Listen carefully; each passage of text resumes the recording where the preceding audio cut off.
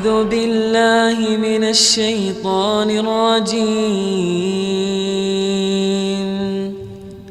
بسم الله الرحمن الرحيم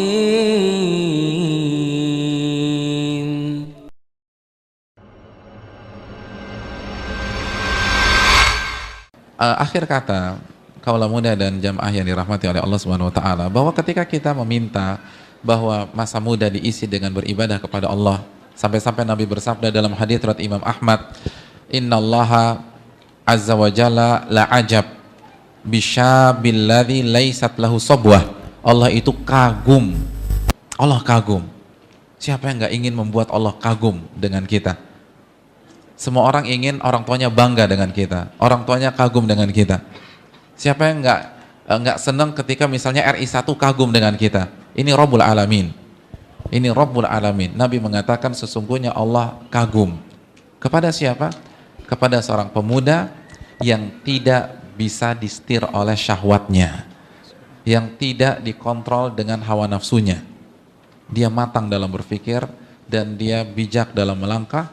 Dia berada di dunia tetapi pola pikirnya, mindsetnya berada pada akhirat. Sekali lagi, kita hidup tidak hanya satu kali, namun kita akan bangkit dan kita akan berada di alam barzakh, lalu setelah itu kita akan dibangkitkan di alam akhirat. Maka hendaknya kita memikirkan hal tersebut. Dan saya ingatkan bahwa beribadah di waktu muda itu bukan berarti kesengsaraan, itu bukan berarti menyia-nyiakan masa muda, itu bukan berarti nggak gaul, keliru, karena kebahagiaan ada pada ibadah. Saya tutup dengan firman Allah dalam surat An-Nahl ya, ayat 97, man amila salihan min dzakarin aw untha wa huwa mu'min falanuhyiyannahu hayatan thayyibah. Barang siapa yang beramal saleh, baik laki-laki maupun wanita, anak muda atau pemudi, dalam kondisi beriman kepada Allah, maka kami akan berikan dan anugerahkan kehidupan yang bahagia.